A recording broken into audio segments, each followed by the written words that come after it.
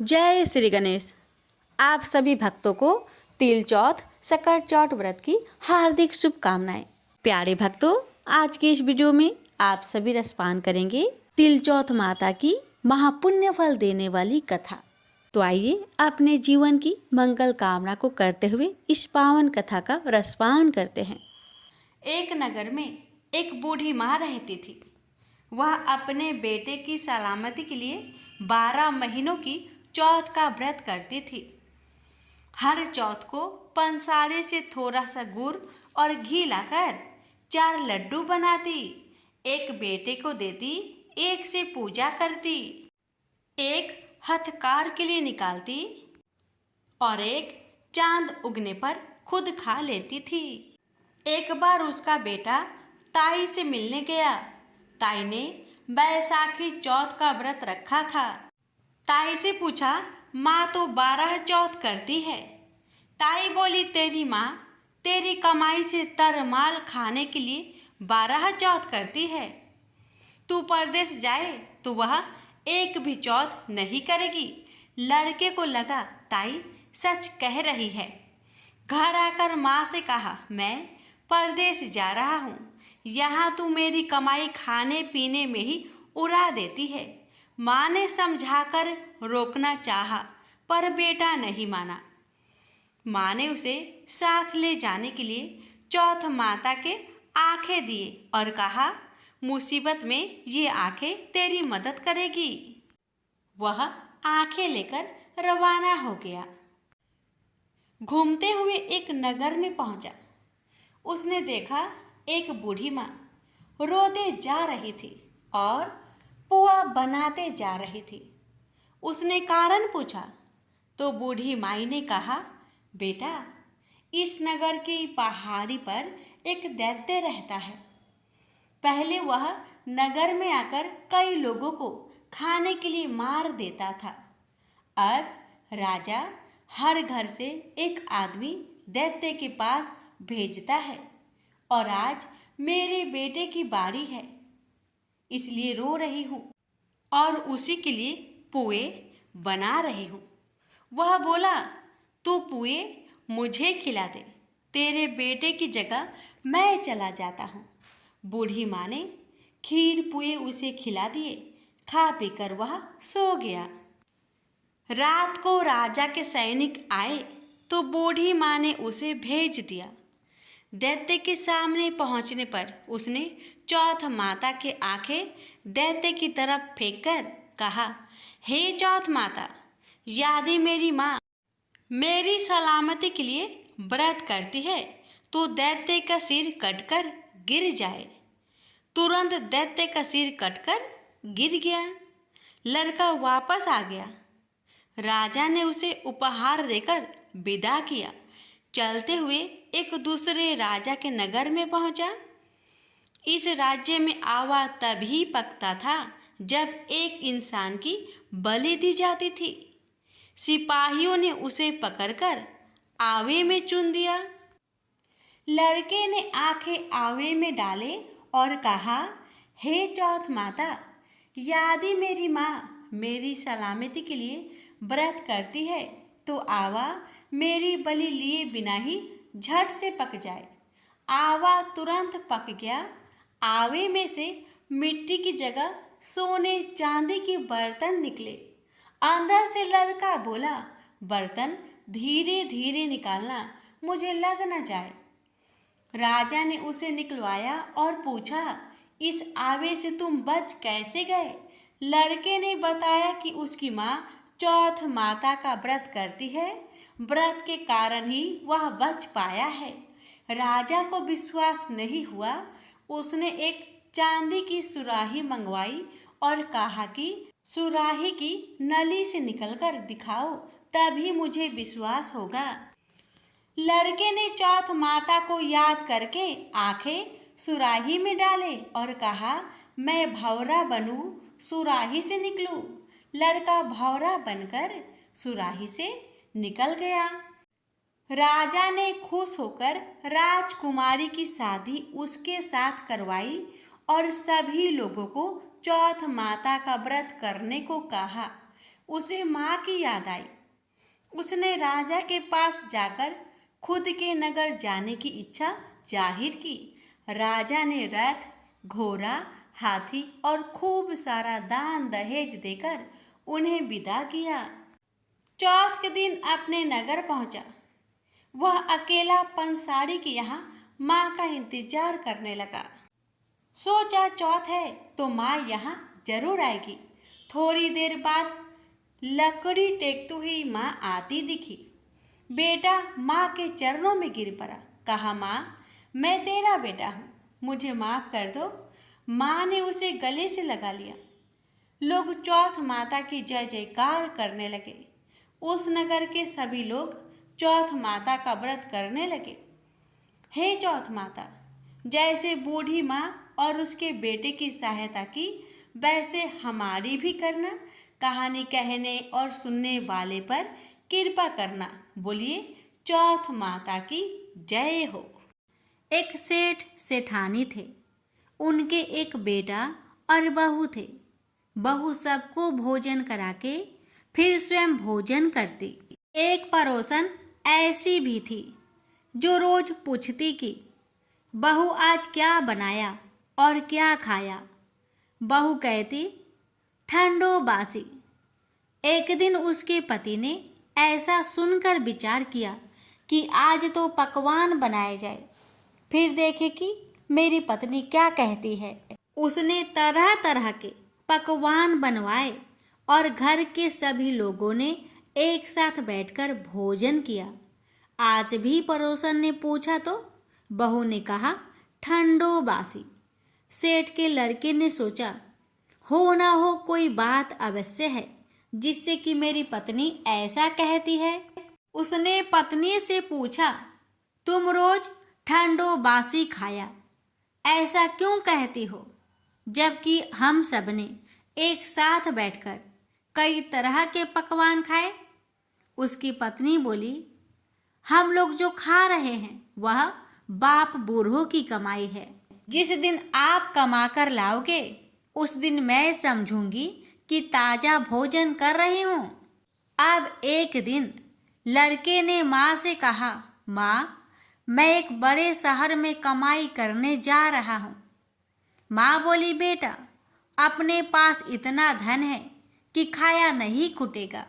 माँ के मना करने पर भी बेटे ने स्वयं कमाने का दृढ़ निश्चय कर लिया और जाते समय पत्नी से कहा, मैं जब तक कमाकर बहुत सा धन लेकर ना आऊं, तुम चूल्हे की आग मत बुझने देना। एक दिन चूल्हे की आग बुझ गई तो वह मन ही मन घबराने लगी। कहीं मेरे पति पर संकट तो नहीं आन पड़ा। जल्दी से पड़ोस में से आग लाकर चूल्हे में रख दूं। ऐसा विचार करके पड़ोस में गई। वहां पड़ोसन चौथ माता का व्रत पूजन कर रही थी। पड़ोसन ने कहा, थोड़ी देर में आकर ले जाना। बहू ने पड़ोसन से पूछा, आप यह व्रत क्यों करती हैं? इससे क्या मिलता है? पड़ोसन ने कहा, चौथ माता के इस व्रत को करने से अन्न लक्ष्मी मिले और अपनी मनोकामना पूरी हो। अब बहू भी चौथ माता का व्रत करने लगी। दीवार पर चौथ माता बनाई। उस दिन घी गुड़ का चूरमा बनाकर रात्रि को चंद्रमा को अर्घ्य देकर भोजन करती। ऐसा करते करते बहुत दिन हो गए। चौथ माता ने उस बहू के पति को सपना दिया कि साहूकार का बेटा तू जागे कि सोवे, तेरी पत्नी बहुत याद कर रही है। घर जाकर उसकी चिंता मिटा। तू दुकान खोलकर कंकु केसर का पगलिया बना के बैठ जाना। आज तेरा हिसाब किताब चुकता हो जाएगा। अब तो चौथ माता ने जैसा कहा था वैसा ही हुआ। उसने घर जाने की तैयारी की और गाड़ी भर के धन दौलत लेकर चल दिया। रास्ते में एक बड़ा सा काला नाग फन फैलाए बैठ गया और कहने लगा, आज तो मैं तुझे डसूंगा, छोड़ूंगा नहीं। आज तेरी आयु पूरी हो गई है। तो सेठ के लड़के ने कहा, आज चौथ माता ने मुझे सपना दिया है तो मैं अपनी पत्नी से मिलने घर जा रहा हूँ। वहाँ मेरी पत्नी बहुत चिंता कर रही है। मैं उससे मिलकर जरूर आऊँगा, तब तुम मुझे डस लेना। नाग ने कहा, तुम शपथ पूर्वक कहकर जाओ तो मैं तुम्हें जाने दूंगा, परंतु लौट कर नहीं आए तो तुम्हारे घर आकर मैं तुम्हें डस लूंगा। इस प्रकार सर्प को वचन देकर वह अपने घर पहुंचा। वहां सभी से हंसी खुशी से मिला और भोजन करके उदास होकर बैठ गया। उसकी पत्नी ने उदास होने का कारण पूछा तो पति ने काले नाग वाली बात बताते हुए कहा, यदि मैं उसके पास नहीं जाऊंगा तो वह घर आकर मुझे डस लेगा। पत्नी बहुत चतुर थी। उसने कहा कि आप घबराओ नहीं, लेट जाओ, मैं एक उपाय करती हूँ। पत्नी ने कमरे की 7 पीढ़ी सिराओ धोई। पहले पीढ़ी पर रेत, दूसरी पीढ़ी पर इत्र, तीसरी पीढ़ी पर गुलाब, चौथी पीढ़ी पर कंकु केसर, 5वीं पीढ़ी पर लड्डू पेड़ा, 6ठी पर गादी गलीचा और 7वीं पीढ़ी पर दूध का कटोरा भरकर रख दिया। इस प्रकार वह 7 ही पीढ़ी सजाकर बैठ गई। आधी रात होते ही नाग आकर पीढ़ी चढ़ने लगा। पहली पीढ़ी पर रेत में लौट गया और कहने लगा कि सेठ की बहू ने आराम तो बहुत दिया, पर वचन से बंधकर आया हूँ, सो डसूंगा अवश्य ही। इस प्रकार 7 पीढ़ियों पर नाग आराम करता हुआ और कहता हुआ कि डसूंगा जरूर। कमरे में जाने ही वाला था कि चौथ माता ने विचार किया कि मैं इसे नहीं बचाऊंगी तो संसार में धर्म कर्म और व्रत पूजन को कौन मानेगा। अब तो गणेश जी, चंद्रमा जी और चौथ माता ने उसे बचाने का विचार किया। चंद्रमा जी ने उजाला किया, चौथ माता ढाल बनी और गणेश जी ने तलवार लेकर नाग को मार दिया और ढाल से ढक दिया। अब बहू भी थकी हारी सो गई। दिन उगा तो लोग बेटे से मिलने आए, परंतु बेटा बहू तो उठे ही नहीं थे। बहुत देर हो गई तो माँ उन्हें उठाने गई। माँ ने 7 पीढ़ियों पर जो कुछ देखा तो बहुत घबराई और बेटा बहू को आवाज लगाई, बेटा बहू उठे तो देखा कि एक ढाल तलवार वहां पड़ी है। अब ढाल उठाई तो वहीं काला नाग मरा हुआ पड़ा है। बेटा बहू ने सोचा कि आज तो धर्म कर्म ही आड़े आए हैं, जो भगवान गणेश जी और चौथ माता ने अपनी रक्षा की है। हे चौथ माता, आपने जैसी सेठ के बेटे बहू की रक्षा की, वैसी ही रक्षा सबकी करना। प्रेम से बोलिए, चौथ माता की जय हो, गणेश भगवान जी की जय हो। तिल चौथ की कथा। एक साहूकार और एक साहूकारनी थे। वह धर्म पुण्य को नहीं मानते थे। इसके कारण उनके कोई बच्चा नहीं था। एक दिन साहूकारनी पड़ोसी के घर गई। उस दिन सकट चौथ था। वहाँ पड़ोसन सकट चौथ की पूजा करके कहानी सुना रही थी।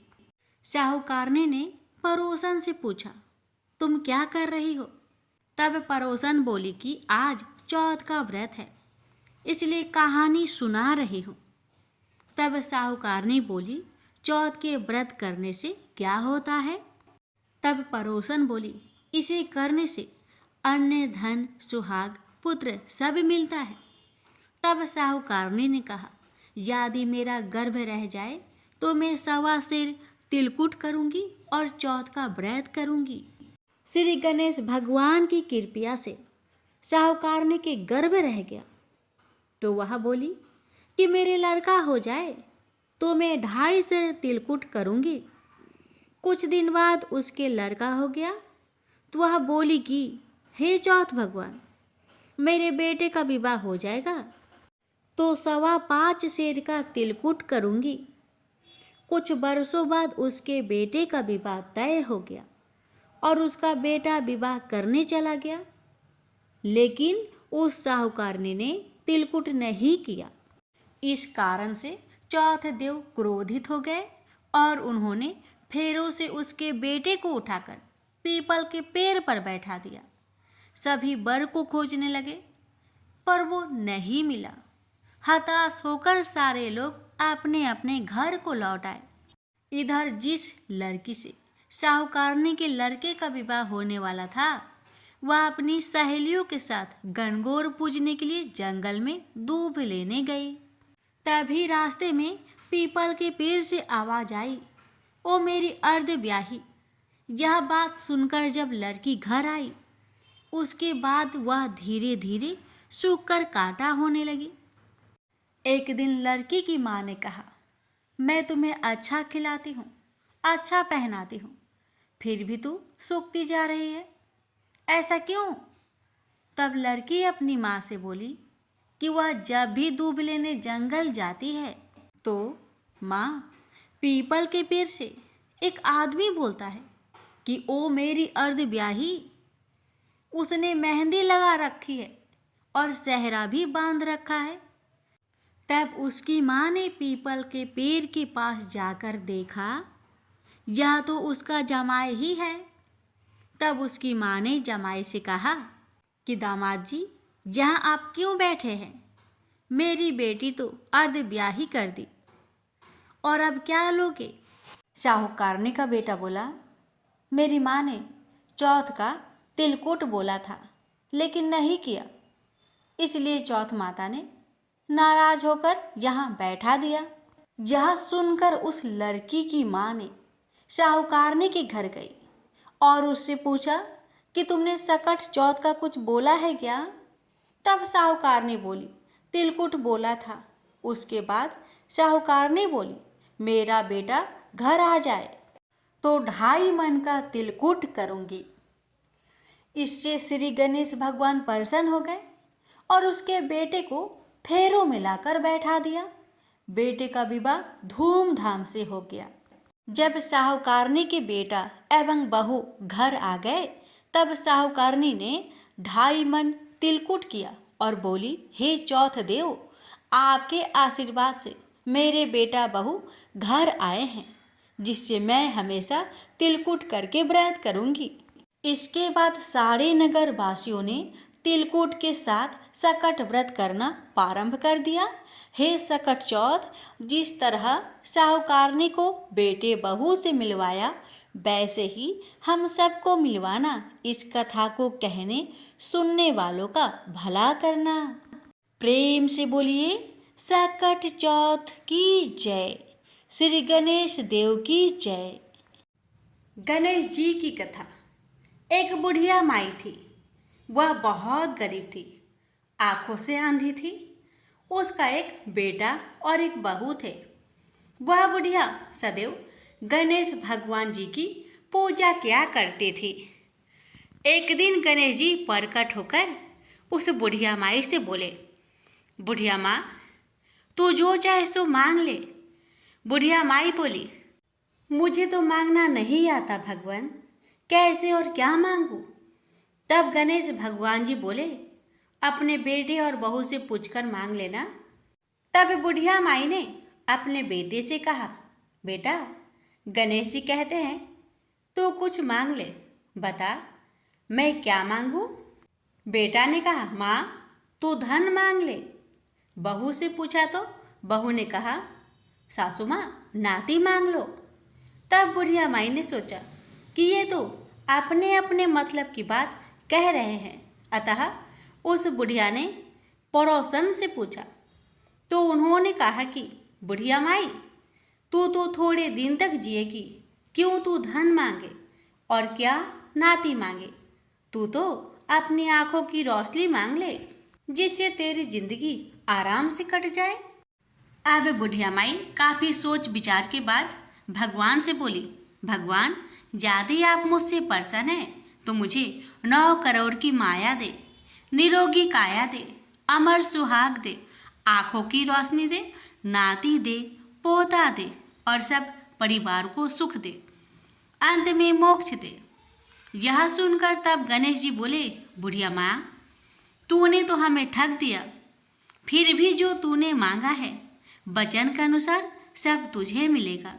और यह कहकर गणेश जी अंतर्ध्यान हो गए। उधर बुढ़िया माँ ने जो कुछ मांगा वह सब कुछ मिल गया।